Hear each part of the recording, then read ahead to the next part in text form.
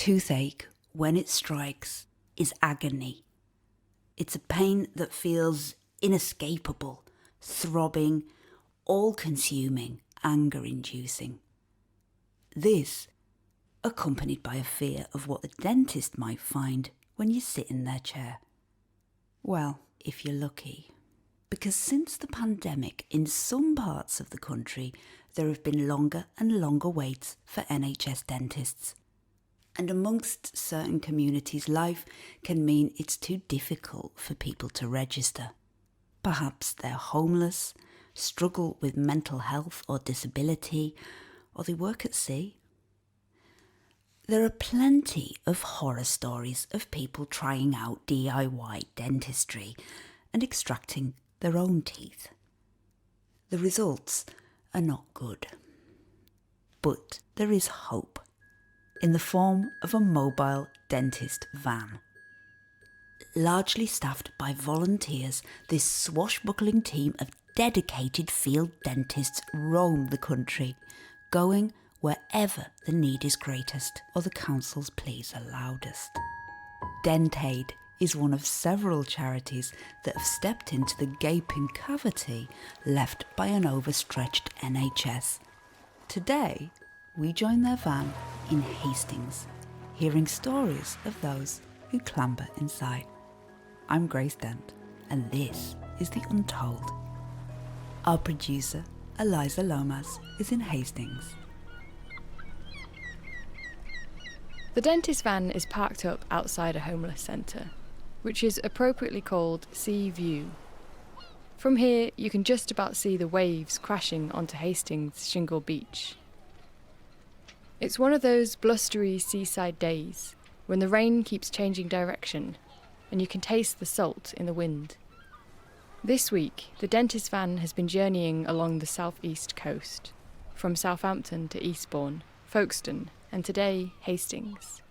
It's taking up 2 parking bays and emitting a constant loud generator noise. As well as providing essential electricity, this gives a clear message there's a dental van in town.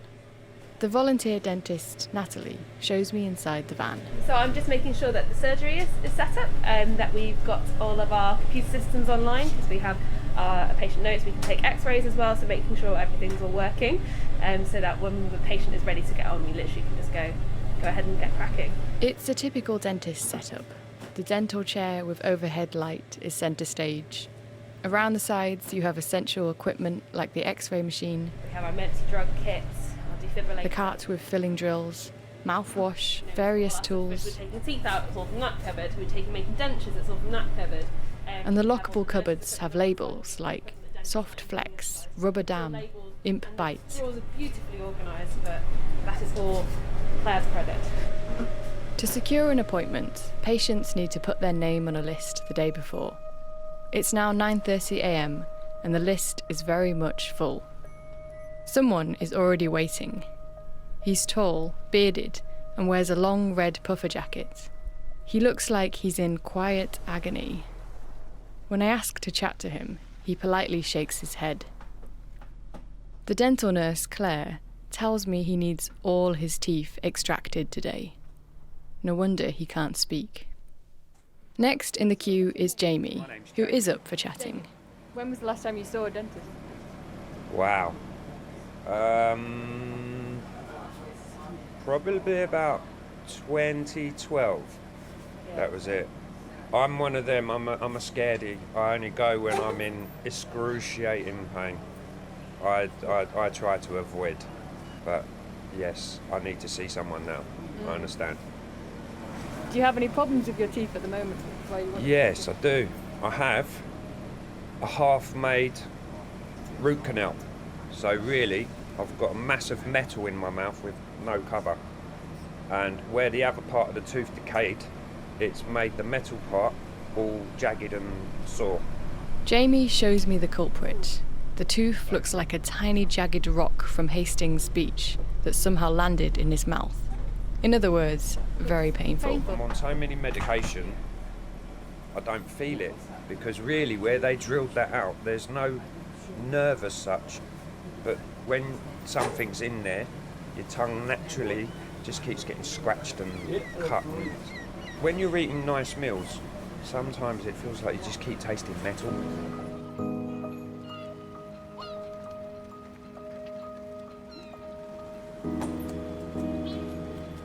Jamie goes back into the community centre while he waits for his slot. Meanwhile, a wild-looking man with long black hair and a restless energy has bounded up to the van. Nice. Hello, are you alive? This is Greg, and he's amused by the long, fluffy mic I'm holding. Greg explains he's been seen by the dental van a few times in the past year. So far, he's had 17 teeth removed. So at the moment you have no front teeth? Nothing. But you'll be getting dentists to get them back again? Yeah, they have no idea what stage at this point. They will tell me in a minute, so. What is it like not having any top teeth? Funny thing is, I'm Russian, and it actually helps me speak English. I'm talking better without teeth in English. With certain tongue movements, and it's kind of, what's the word? Funny and sad and funny at the same time, So, but what would be the good thing about getting your teeth back? It will give me more confidence, and that's number one probably. And I will be more approachable. When I'm smiling, when I'm having a laugh, I don't look well without the teeth, 100%. But when I'm gonna have teeth, I'm gonna have a nice smile, right? Yeah. As simple as that. Can you tell me a bit about yourself? What do you do? Looking for work and busking in a spare time. Busking? Busking. Whereabouts? In town center, Hastings. What do you play? Mostly Russian music, but I'm also learning. It's I'm doing what I love, plus making money for it. Greg is a former drug user, but says he's been clean for 8 months. He's living in temporary accommodation. I'm told he's well known in Hastings and even has a fan base in Asia, which I can't verify. Don't want to look like an idiot. He's hoping to record a music video once he gets a set of dentures. Good sound, clear. Sounds really nice. Sound,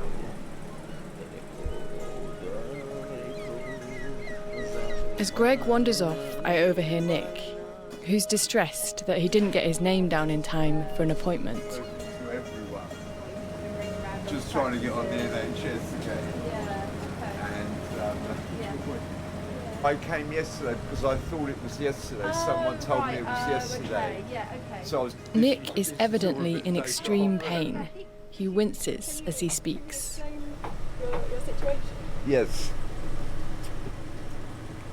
I'm homeless. I've been homeless for 20 weeks, and I was on the NHS for the dental treatment, but I missed 2 appointments. And I never miss appointments, but I'm epileptic, so it must have caught me on a after seizure. I would have think, because that's the only reason in my diaries there's no log of it, and I've been trying for the last 3 or 4 weeks to try to get back on the NHS dental, but it's not possible. What do they say? They said just keep trying all the dentists, which I've spoken to all the dentists in the town. They're all saying, oh, try January, February, and so on. Can you explain the problem? It's just one of the lower jaw back double ones that's loose, and I have shrinking gums through age, and my parents the same. And it's just, the root is just in agony. I've tried pulling it out myself, but it's just too much pain. Is it sort of constant pain then? Yes. It keeps you awake. at night, you forget. Normally, because of course, if you're with the dentist, the NHS, you just phone them up and say, please help, and they just come down, you know, and whip it out. And yeah, so I've tried many times to get it out myself, but it's impossible. I can't. I tried. I can't do it. No, it doesn't sound wise. When they show you the roots, they're deep. They're big roots, and I remember in about 1980, I had 4 wisdom teeth out in Brighton when I lived in Brighton, and they put you unconscious for it. And I've got them in a packet. I don't know where, but there's somewhere with my belongings, you know, and they're enormous, you know. It's like an inch or 2 inches. An inch. An inch. Well, not 2 inch. I'm not a tiger.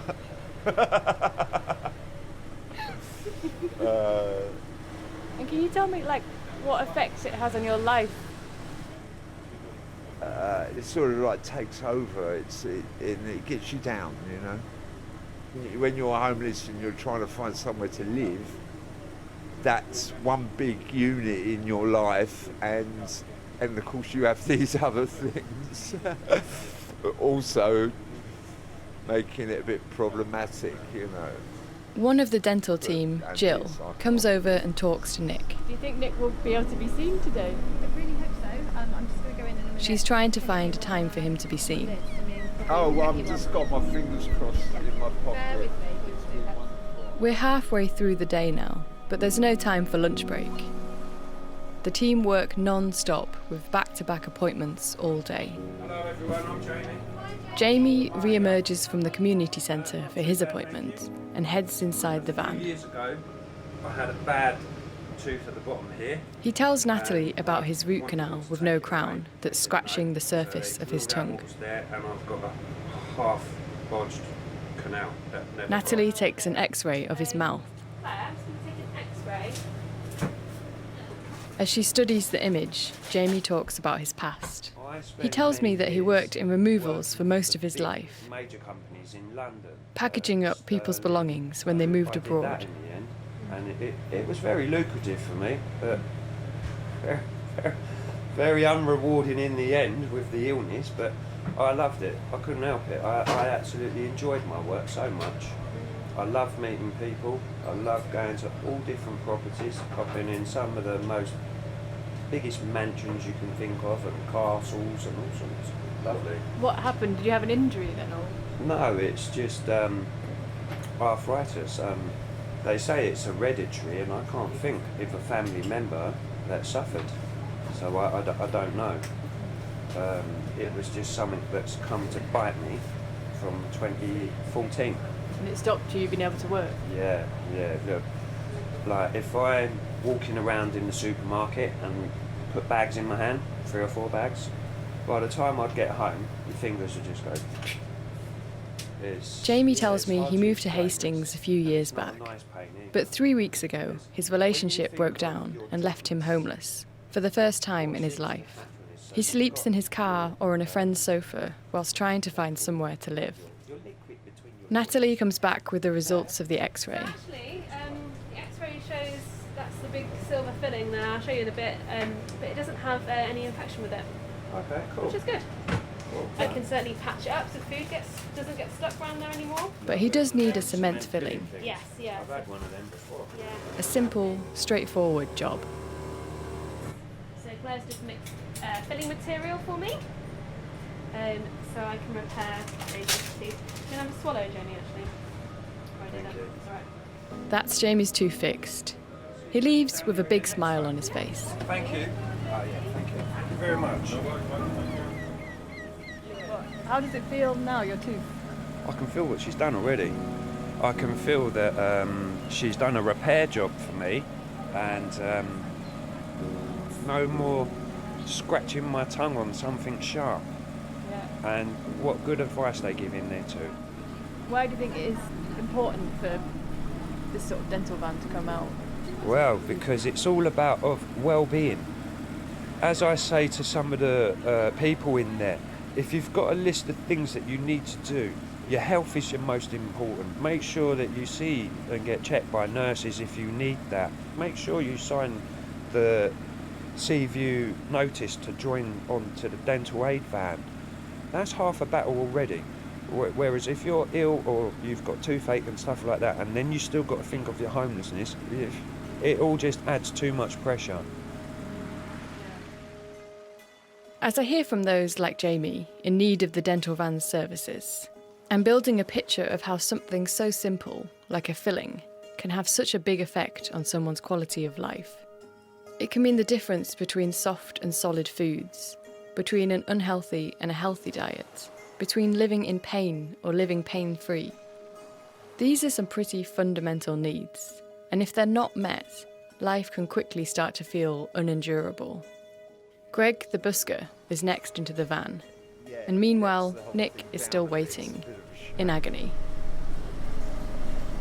How long have you been in this area in Hastings? I was born here in '62 and I moved to Brighton in 1980 when I had the wisdom tooth out. And moved back to London and then moved back here. And you said you were recently homeless, so... Yeah, the last pandemic. 20 weeks. Yeah, just from my last relationship that was 10.5 years. Bit of a shock, you know. Still can't quite recover it. Are you managing to get any work at the moment? No, I'm epileptic and I have macula in my eyes, so I have very little vision now. You know, I haven't been epileptic all my life, but since 1996 in Brighton from a head injury, that was one of the unfortunate side effects from the head injury, you know. Nick tells me he was a carpenter, studying for an architecture course in Brighton. He had a young family. Life was good. One night, Nick went out with some friends. On his way home, he was attacked. And it fractured my skull. Next thing his family knew, he was in hospital in a coma. For 3 weeks. Brighton General. My mother used to come and see me every day. After 2 weeks, all the specialists said to Mum, "This is not good." He's a Glasgow coma scale of 3. What does that mean? You're vegetable. She said no. She used to sit at the end of my bed and stroke the soles of my feet. And that was one of the techniques, an old technique, just doing that, you know, and so they sort of say, let's start isolating the equipment, let him go, you know, and she said no. A week later, I came back to the living, but of course when I did come through, I couldn't see, talk, walk. The body was just gone, shut down, you know, and it took me 10 years to recover. But I've got brain injuries, so it's not bad though. Could be a lot worse. Yeah, look at you walking, talking. Yeah, I know. I can't. You know, obviously I can't run. I'll fall over, but. Yeah, so just a bit of unluck on the road, you know, really, but could be worse. Finally, Nick hears the news he's been waiting for. They can squeeze him in and get his tooth seen to. Okay, get him. Yeah, busy, Joey, hiding away. A sense of relief is palpable, not just in Nick, but everyone present. Natalie gets to work. She numbs his mouth. Is it starting to feel numb now? Yeah. Oh yeah, it's going, yeah. Fantastic. Let me just check it's numb enough for me to get rid of this whole tooth for you. And then I'm sure it won't be long. then you pull your own teeth Oh out. no, give me it. Let me take it. I'll put it with the wisdom teeth when I find them. It can go in the package. No, that's not fine. Great. Right then, let's get rid of this tooth for you. Open nice and big for me. She quickly extracts the tooth with some surprisingly medieval-looking pliers. Oh, is that it? Yeah. Oh my word! Oh my, that's what I've been trying to do for 4 weeks. Lovely. Did it get the root? Yeah, I'll show you. Yeah. Well, wow, it was like a musical. There you go. She shows Nick the extracted tooth. Oh my word, I'm sorry, I have no very little eyesight. Oh, that's a cool Oh one. my goodness, There it is. it's black. Black and it's ruby. So that's so it wasn't held in by much. So it was wobbling around like anything. It was ready to pop out. Yeah, that's No wonder right. it's giving you so much pain. Oh, But it's all out now, all done. thank you so much. That was quite straightforward and simple to get Oh. done for you, and you will feel so much better now. Oh boy, I can't believe it. I can't believe it. Unless there's something still in the bottom. I showed you it's all there. I know. You want to take I the know. evidence home with you. Yeah, definitely. So Yeah. have you got something to pop It's in? not hung, but it you Yeah, know, yeah. it doesn't matter. It'll stay with me. Put the tooth in there for good luck. Thank you. Nick is beaming. The pain and sleepless nights he's endured for 4 weeks has ended. And it took about 15 minutes in the dental van. How are you feeling? Oh, well, numb. But happy. Happy numb. Great, fantastic. I can't believe it. They made it so easy. And I can't believe it's out. It's out. Wow. I mean, okay, it's a bit numb, you know, it's all a bit numb, but that's easy, isn't it?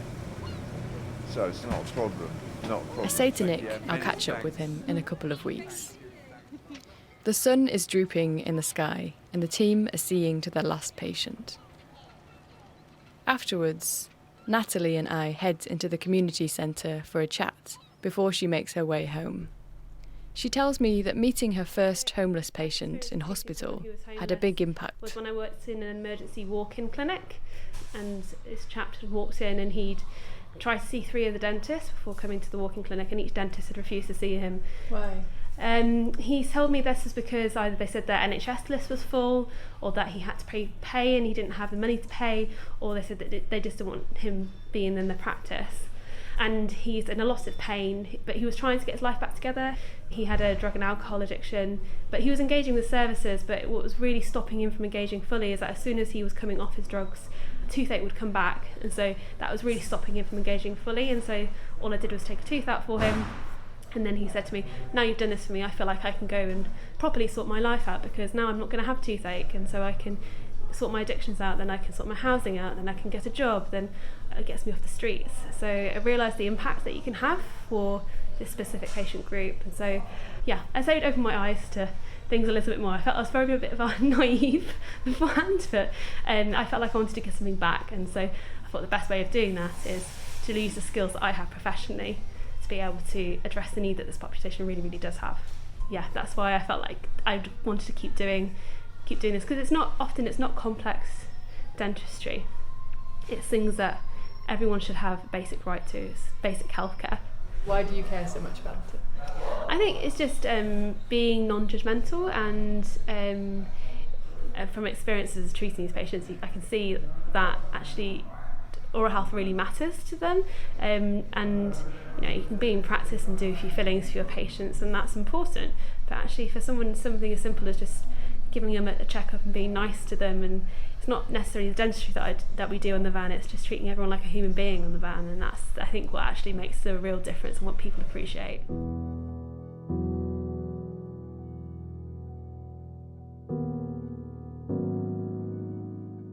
A couple of weeks go by, and I want to check in with Nick to hear how he's doing. I give him a ring and remind him of the day we met. Yes. Oh my word, what a relief after that. It was so incredible. I couldn't believe it. It had gone on for so long, so many weeks, and And, well, they just did it there and then, didn't they? It was amazing. And how have you been since? Okay, you know, I mean, not brilliant. I'm still looking for somewhere to live, and I can't find anything, you know, which is becoming, oh my word, you know. So that's going to be a lovely Christmas. No. This has been going on 20 weeks. I'm searching, and I'm out now and working my way into town to find. I've spoken to everyone, you know. I've been in every shop to see if there's accommodation above. Oh, God, you know, maybe one day someone's going to go, ping! Yes, what about this one? That'll do. A studio flat, yeah. That's a palace. That's plenty. How has it been now? Because you could sleep a bit better, I assume. Oh, absolutely incredible, you know. Life's so different. I mean, that took over, you know, and it was just impossible to live like that. That has just made life so much easier.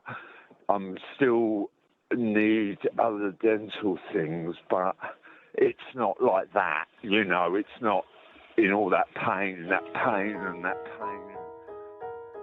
Although the dentist van can't solve all of Nick's problems, it quickly makes his life that little bit easier. He still hasn't got a place to sleep that he can call his own, but he is getting a good night's sleep. It could be worse. I'm just looking at it like that, you know.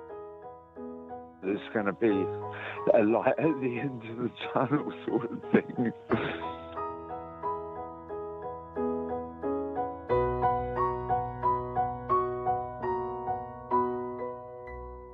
This is The Untold. The producer today was Eliza Lomas.